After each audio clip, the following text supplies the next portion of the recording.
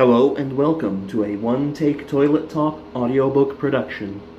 This series book is The Death of Grass by John Christopher. I am the bathroom reader, and I am covering for the Plurality Report, who thinks that Robert McFarlane should keep his long-winded, spoiler-laden introductions to his own goddamn self.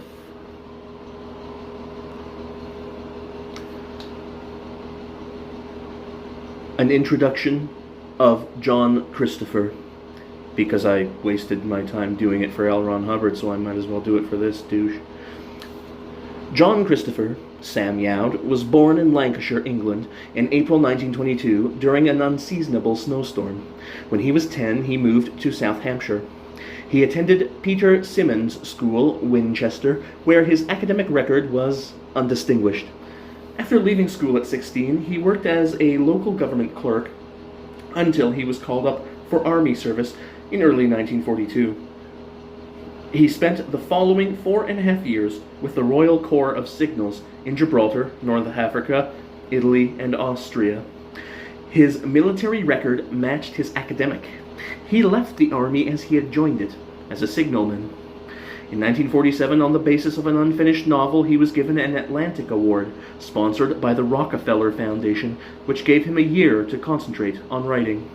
As well as general novels, in the next few years he also wrote other kinds of fiction under different names.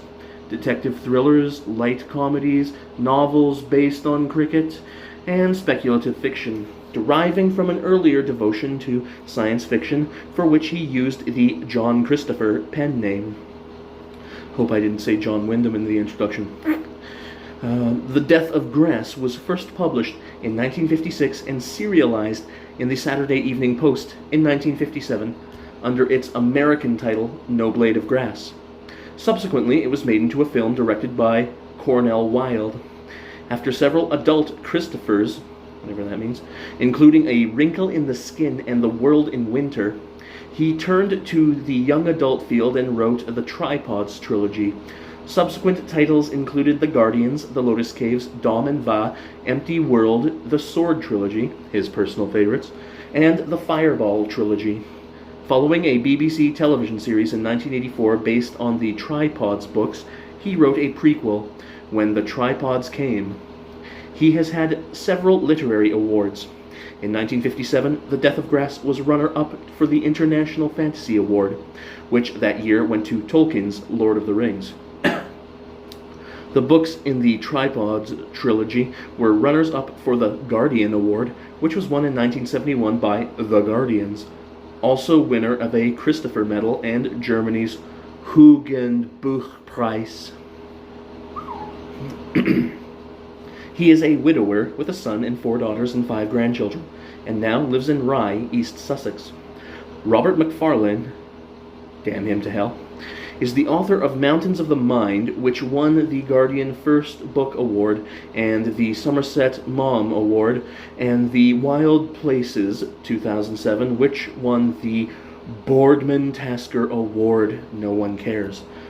Both books have been adapted for television by the BBC. He is a Fellow of Emmanuel College, Cambridge, and writes on environmentalism, literature, and travel for publications including The Guardian, The Sunday Times, and The New York Times. What a loser.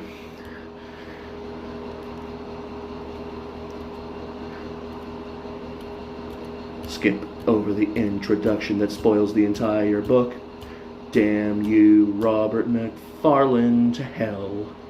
Alright, and now, The Death of Grass by John Christopher. ProDrome. As sometimes happens, death healed a family breach. When Hilda Custance was widowed in the early summer of 1933, she wrote, for the first time since her marriage 13 years before, to her father. Their moods touched. Hers of longing for the hills of Westmoreland after the grim seasons of London, and his of loneliness and the desire to see his only daughter again, and his unknown grandsons before he died. The boys, who were away at school, had not been brought back for the funeral, and at the end of the summer term they returned to the small house at Richmond, only for a night, before, with their mother, they traveled north. In the train, John, the younger boy, said, "But why did we never have anything to do with Grandfather Beverley?" His mother looked out of the window at the tarnished, grimy environs of London, wavering as though with fatigue in the heat of the day. She said vaguely, "It's hard to know these things happen and how they happen. Quarrels begin, and neither person stops them, and they become silences, and nobody breaks them." She thought calmly of the storm of emotions into which she had plunged out of the untroubled, quiet life of her girlhood in the valley. She had been sure that, whatever unhappiness came after, she would never regret the passion itself. Time had proved her doubly wrong, first in the contentment of her married life and her children, and later in the amazement that such contentment could have come out of what she saw, in retrospect, as squalid and ill-directed. She had not seen the squalidness of it then, but her father could hardly fail to be aware of it, and had not been able to conceal his awareness. That had been the key, his disgust and her resentment. John asked her, "But who started the quarrel?" She was only sorry that it had meant that the two men never knew each other. They were not unlike in many ways, and she thought they would have liked each other if her pride had not prevented it. "It does not matter," she said. "Now." David put down his copy of Boy's Own paper. Although a year older than his brother, he was only fractionally taller. They had a strong physical resemblance and were often taken for twins, but David was slower moving and slower in thought than John, and fonder of things than of ideas. He said, "The valley? What's it like, Mummy?" "The valley? Wonderful. No, I think it will be better if it comes as a surprise to you. I couldn't describe it anyway." John said, "Oh, do, Mummy." David asked thoughtfully, "Shall we see it from the train?" Their mother laughed. "From the train? Not even the beginnings of it. It's nearly an hour's run from Staveley." "How big is it?" John asked. "Are the hills all round?" She smiled at them. "You'll see." Jess Hillen, their grandfather's tenant farmer, met them with a car at Staveley, and they drove up into the hills. The day was nearly spent, and they saw Blind Gill at last, with the sun setting behind them. Cyclops Valley would have been a better name for it looked out of one eye only, toward the west. But for this break it was like a saucer or a deep dish, the sides sloping up, bare rock or rough heather, to the overlooking sky. Against that enclosing barrenness, the valley's richness was more marked. Green wheat swayed inwards with the summer breeze, and beyond the wheat, as the ground rose, they saw the lusher green of pasture. The entrance to the valley could scarcely have been narrower. To the left of the road, 10 yards away, a rock face rose sharply and overhung. To the right, the river Leap foamed against the road's very edge. Its further bank, 15 yards beyond, hugged the other jaw of the valley. Hilda Custance turned round to look at her sons. "Well?" "Gosh," said John. "This river, how does it get into the valley in the first place?" "It's the Leap, 35 miles long and 25 of those miles underground, if the stories are to be believed. Anyway, it comes from underground in the valley. There are a lot of rivers like it in these parts." "It looks deep." "It is, and very fast. No bathing, I'm afraid. It's wired farther up to keep cattle out. They don't stand a chance if they fall in." John remarked sagely, "I should think it might flood in winter." His mother nodded. "It always used to. Does it still, Jess?" "I cut off for a month last winter," Jess said. "It's not so bad now we have the wireless." "I think it's terrific," John said. "But are you really cut off? You could climb the hills." Jess grinned. "There are some who have, but it's a rocky road up, and rockier still down the other side. Best to sit tight when the Leap runs full." Hilda Custance looked at her elder son. He was staring ahead at the valley, thickly shadowed by sunset. The buildings of the Hillen farm were in view now, but not the Beverley farm high up. "Well," she said, "what do you think of it, David?" Reluctantly, he turned his gaze inwards to meet her own. He said, "I think I'd like to live here, always." That summer, the boys ran wild in the valley. It was some 3 miles long and perhaps half a mile wide at its greatest extent. It held only the 2 farms and the river which issued from the southern face about 2 miles in. The ground was rich and well cropped, but there was plenty of room for boys of 12 and 11 to play, and there were the surrounding hills to climb. They made the ascent at 2 or 3 points and stood, panting, looking out over the rough hills and moorlands. The valley was tiny behind them. John delighted in the feeling of height, of isolation, and, to some extent, of power, for the farmhouses looked, from this vantage, like toy buildings that they might reach down and pluck from the ground. And in its greenness, the valley seemed an oasis among desert mountains. David took less pleasure in this, and after their 3rd climb he refused to go again. It was enough for him to be in the valley. The surrounding slopes were like cupped and guarding hands, which it was both fruitless and ungrateful to scale. This divergence of their interests caused them to spend much of their time apart. While John roamed the valley's sides, David kept to the farmland, to his grandfather's increasing satisfaction. At the end of the 2nd week, boy and old man, they went together to the river field on a warm and cloudy afternoon. The boy watched intently while his grandfather plucked ears of wheat here and there and examined them. His near vision was poor, and he was forced to hold the wheat at arm's length. "It's going to be a fair crop," he said, "as well as my eyes can tell me." To their right there was the continuous dull roar as the leap forced its way out of the containing rock into the valley. David said, "Shall we be here for the harvest?" "Depends. It may be. Would you like to be?" David said enthusiastically, "Oh, yes, grandfather." There was a silence in which the only intrusion was the noise of the leap. His grandfather looked over the valley which the Beverleys had farmed for a century and a half, and then turned from the land to the boy at his side. "I don't see as we shall have long to get to know one another, Davy boy," he said.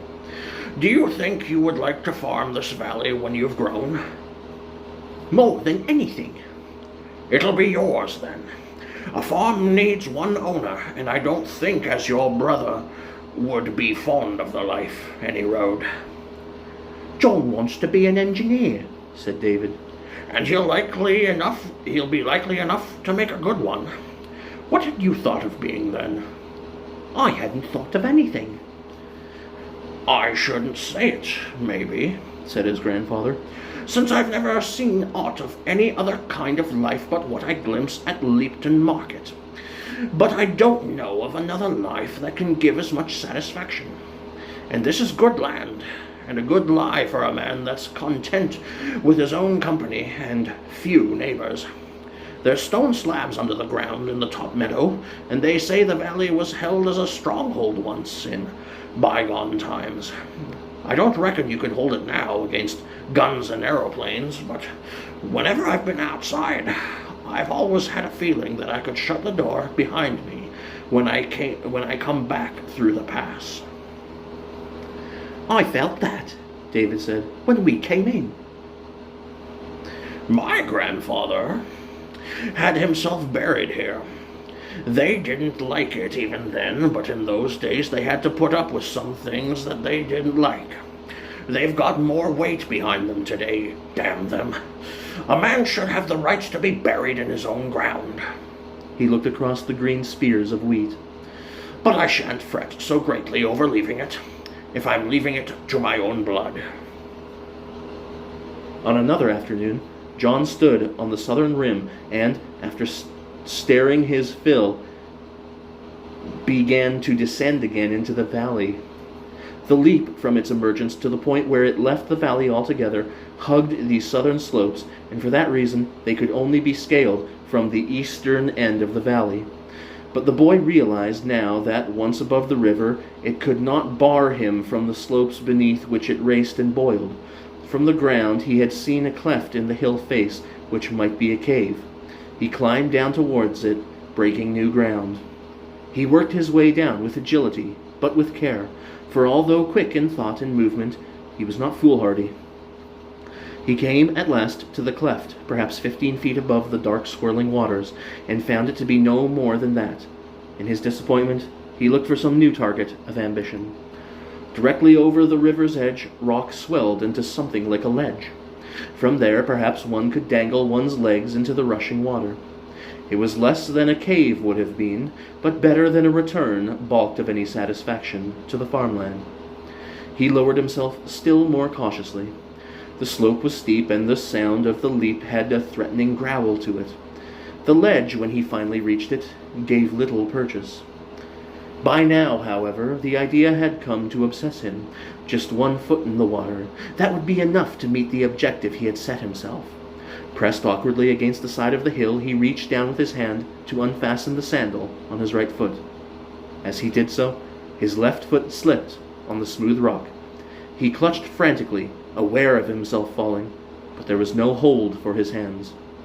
He fell, and the waters of the leap, chill even in midsummer, and savagely buffeting, took him. He could swim fairly well for a boy of his age, but he had no chance against the violence of the leap. The current pulled him down into the depths of the channel that the river had worn for itself through centuries before the Beverleys or any others had come to farm its banks. It rolled him like a pebble along its bed, as though to squeeze breath and life from him together. He was aware of nothing but its all-embracing violence and his own choking pulse. Then, suddenly, he saw that the darkness about him was diminishing, yielding to sunlight filtered through water still violent, but of no great depth. With his last strength, he struggled into an upright position, and his head broke through to the air. He took a shuddering breath and saw that he was near the middle of the river. He could not stand, for the river's strength was too great, but he half ran, half swam, with the current as the leap dragged him towards the pass that marked the valley's end. Once out of the valley, the river took a quieter course. 100 yards down, he was able to swim awkwardly, though through relatively calm water, to the farther bank and pull himself up onto it. Drenched and exhausted, he contemplated the length of the tumbling flood down which, in so short a time, he had been carried. He was still staring when he heard the sound of a pony trap coming up the road and, a few moments later, his grandfather's voice. "Hey there, John. Been swimming?" He got to his feet unsteadily and stumbled towards the trap. His grandfather's arms took him and lifted him. "You've had a bit of a shaking, lad. Did you fall in, then?" His mind remained shocked. He told as much as he could, flat-voiced in broken sentences. The old man listened. "It looks like you were born for a hanging. A grown man wouldn't give over much for his chances if he'd gone in like that. And you broke surface with your feet still upon the bottom, you say. My father used to tell of a bar in the middle of the leap, but nobody was like to try it. It's deep enough by either bank." He looked at the boy, who had begun to shiver, more from the aftermath of his experience than from anything else. "No sense in me going on talking all afternoon, though. We must get you back and into dry clothes. Come on there, Flossie. Ha!" As his grandfather cracked the small whip, John said quickly, "Grandfather, you won't say anything to Mummy, will you? Please." The old man said, "How shall we not, then? She can't but see you're soaked to the bone." "I thought I might dry myself in the sun." "Aye, but not this week. Still, you don't want her to know you've had a ducking. Are you feared she'll scold you?" "No." Their eyes met. "Ah, well," said his grandfather. "I reckon I owe you a secret, lad. Will it do if I take you to the Helens and get you dried there? You shall have to be dried somewhere, after all." "Yes," John said. "I don't mind that. Thank you, grandfather." The wheels of the trap crunched over the rough stone road as they passed through the gap, and the Hillen farm came into view ahead of them. The old man broke the silence between them. "You want to be an engineer, then?" John looked away from his fascinated watching of the rushing leap. Yes, grandfather. You wouldn't take to farming? John said cautiously. Not particularly, his grandfather said with relief. No, I thought not. He began to say more, but broke off. It was not until they were within hail of the Hillen farm buildings that he said, I'm glad of it. I love the land more than most, I reckon, but there are some terms on which it isn't worth having. The best land in the world might as well be barren if it brings bad blood between brothers. Then he reined up the pony and called out to Jess Hillen. A quarter of a century later, pardon me, Chapter 1. A quarter of a century later, the two brothers stood together by the banks of the Leap. David lifted his stick and pointed far up the slope of the hill. There they go. John followed his brother's gaze to where the two specks toiled their way upwards. He laughed. Davy setting the pace as usual, but I would put my money on Mary's stamina for first over the top. She's a couple of years older, remember? You're a bad uncle. You favor the nephew too blatantly. They both grinned. She's a good girl, David said. But Davy, well, he's Davy. You should have married and got a few of your own. I never had the time to go courting, John said. I thought you countrymen took that in your stride, along with the cabbage planting. I don't plant cabbages, though. There's no sense in doing anything but wheat and potatoes these days. That's what the government wants, so that's what I give 'em. John looked at him with amusement. I like you in your part of the honest, awkward farmer. What about your beef cattle, though, and the dairy herd? I was talking about crops. I think the dairy cattle will have to go, anyway. They take up more land than they're worth. John shook his head. I can't imagine the valley without cows. The townie's old illusion, David said, of the unchanging countryside. The country changes more than the city does. With the city, it's only a matter of different buildings, bigger maybe and uglier, but no more than that. When the country changes, it changes in a more fundamental way altogether. We could argue about that, John said. After all. David looked over his shoulder. Here's Anne coming. When she was in earshot, he added, And you ask me why I never got married. Anne put an arm on each of their shoulders. What I like about the valley, she said, is the high standard of courtly compliments. Do you really want to know why you never married David? He tells me he's never had the time, John said. You're a hybrid, Anne told him. You're enough of a farmer to know that a wife should be a chattel, but being one of the newfangled university-trained kind, you have the grace to feel guilty about it. And how do you reckon I would treat my wife? David asked.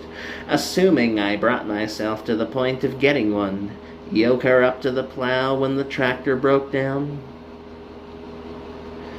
It would depend on the wife, I should think, on whether she was able to master you or not. She might yoke you to the plow, John commented. You'll have to find me a nice, masterful one, Anne. Surely you've got some women friends who could cope with a Westmoreland clod. I've been discouraged, Anne said. Look how hard I used to try, and it never got anywhere.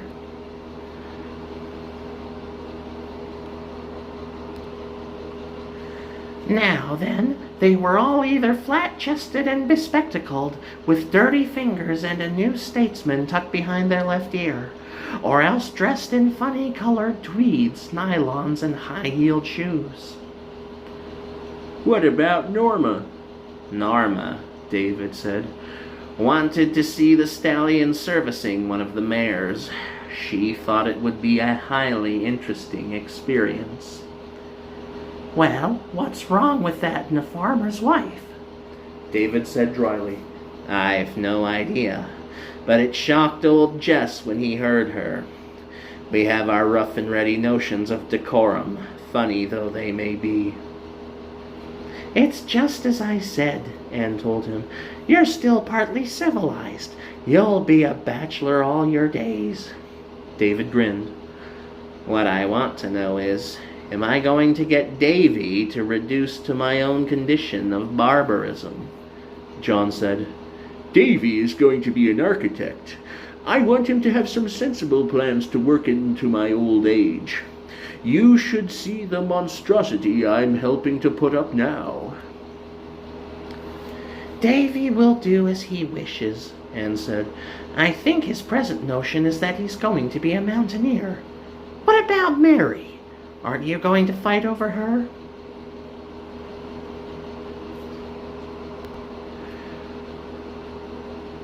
I don't see Mary as an architect, her father said. Mary will marry, her uncle added, like any woman's who's worth anything. Anne contemplated them. You're both savages, really, she observed. I suppose all men are. It's just that David's had more of his veneer of civilization chipped off. Now, David said, what's wrong with taking it for granted that a good woman will marry? I wouldn't be surprised if Davy marries too, Anne said. There was a girl in my year at the university, David said. She had every one of us beat for theory, and from what I heard, she'd been more or less running her father's farm in Lancashire since she was about 14. She didn't even take her degree. She married an American airman and went back to live with him in Detroit. And therefore, Anne observed, I take no thought for your daughters who will inevitably marry American airmen and go live in Detroit. David smiled slowly. Well, something like that. Anne threw him a look half tolerant, half exasperated, but made no further comment. They worked together in silence by the riverbank. The air had the lift of May. The sky was blue and white, with clouds browsing slowly across their azure pasture.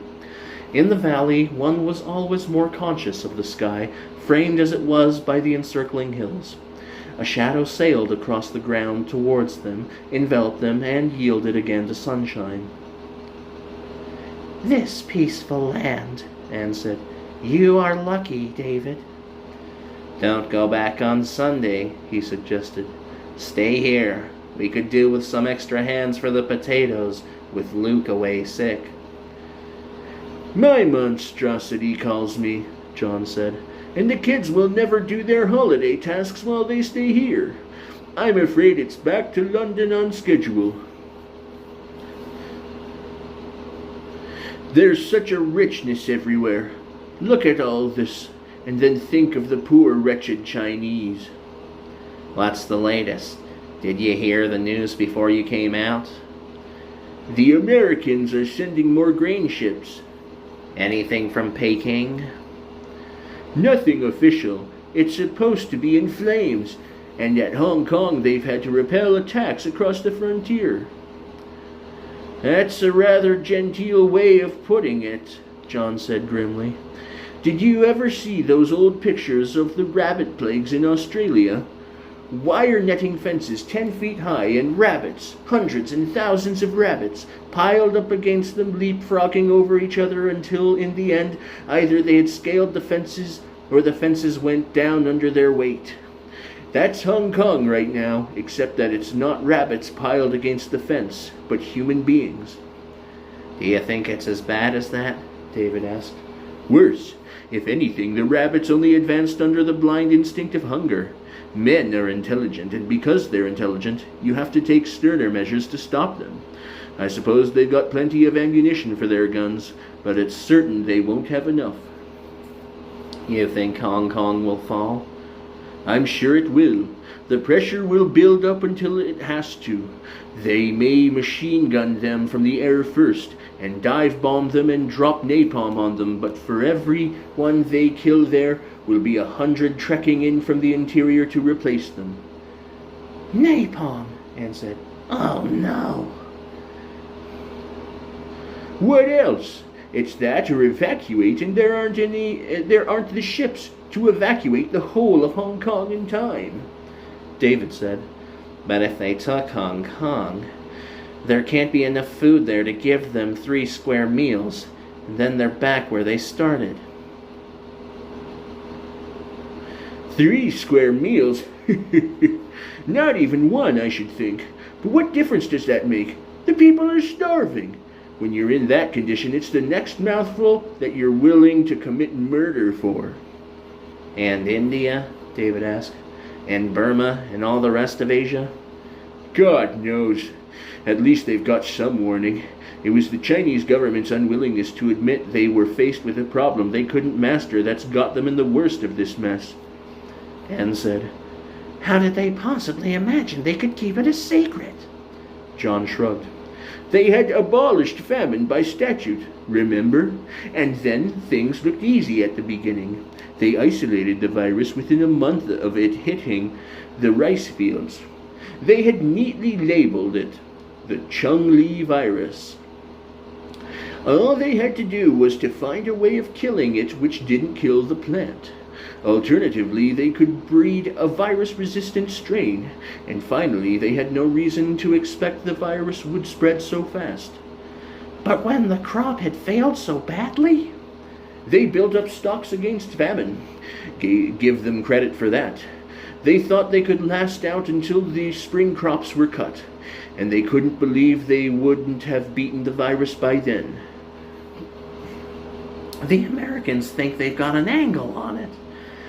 They may save the rest of the Far East. They're too late to save China, and that means Hong Kong.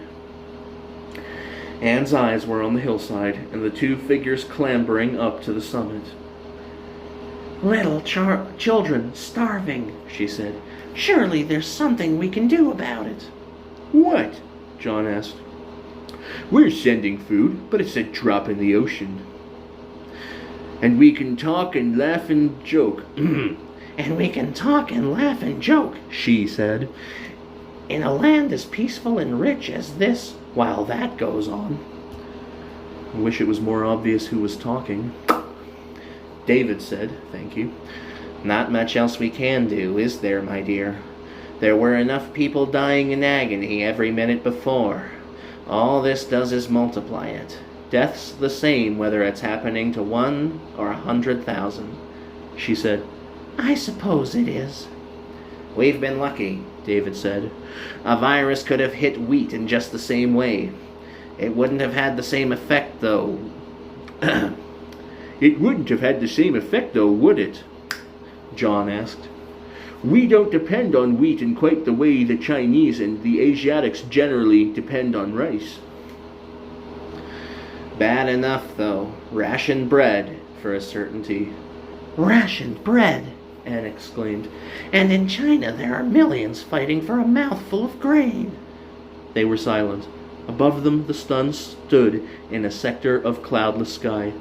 The song of a missile thrush lifted above the steady, comforting undertone of the leap. Poor devils, David said. Coming up in the train, John observed, there was a man who was explaining with evident delight that the Chinks were getting what they deserved for being communists. But for the presence of the children, I think I would have given him the benefit of my opinion of him. Are we very much better? Anne asked. We remember and feel sorry now and then, but the rest of the time we forget and go about our business as usual. We have to, David said.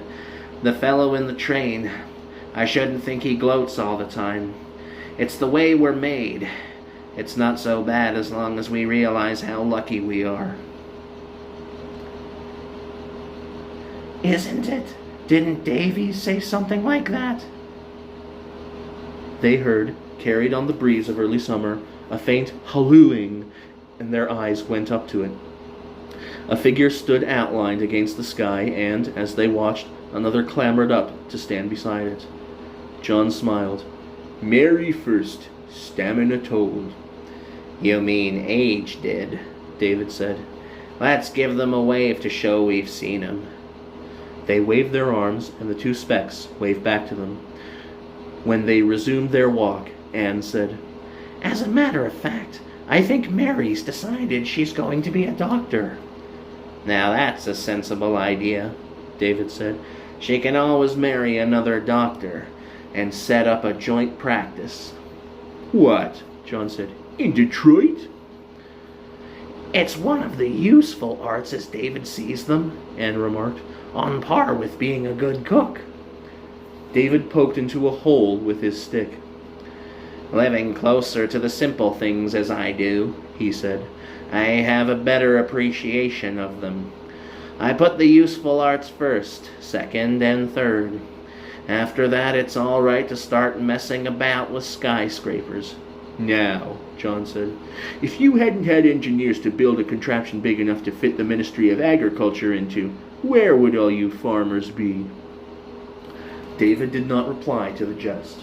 Their walk had taken them to a place where, with the river on their left, the path was flanked to the right by swampy ground. David bent down towards a clump of grass, whose culms rose some 2 feet high. He gave a tug, and 2 or 3 stems came out easily. Noxious weeds? Anne asked. David shook his head. Oryzoides. Oryzoides, of the genus Learcia, of the tribe Oryzae. Without your botanical background, John said, it just doesn't mean a thing. It's an uncommon British grass, David went on. Very uncommon in these parts, yet you find it occasionally in the southern counties. Hampshire, Surrey, and so on. The leaves, Anne said. They look as if they're rotting. So are the roots. So are the roots, David said. Oryzae includes 3 genera. Learcia is one, and Oryza's another. They sound like the names of progressive females, John commented. Oryza sativa, David said, is rice. Rice, said Anne. Then... This is rice grass, David said. He pulled a long blade and held it up. It was speckled with patches of darker green centered with brown. The last inch was all brown and deliquescing. And this is the Chung-Li virus. Here, John asked, in England?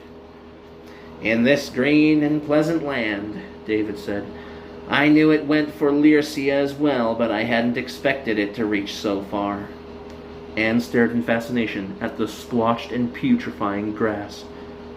This, she said, just this. David looked across the stretch of marsh to the cornfield beyond. Thank God that viruses have selective appetites. That damn thing comes halfway across the world to fasten on this one small clump of grass. Perhaps on a few hundred clumps like it in all England. Yes, John said. Wheat is a grass too, isn't it? Wheat, David said. And oats, and barley, and rye. Not to mention fodder for the beasts. It's rough on the Chinese, but it could have been a lot worse. Yes, Anne said. It could have been us instead. Isn't that what you mean? We had forgotten them again, and probably in another 5 minutes we shall have found some other excuse for forgetting them. David crumpled the grass in his hand and threw it into the river. It sped away on the swiftly flowing leap. Nothing else we can do, he said.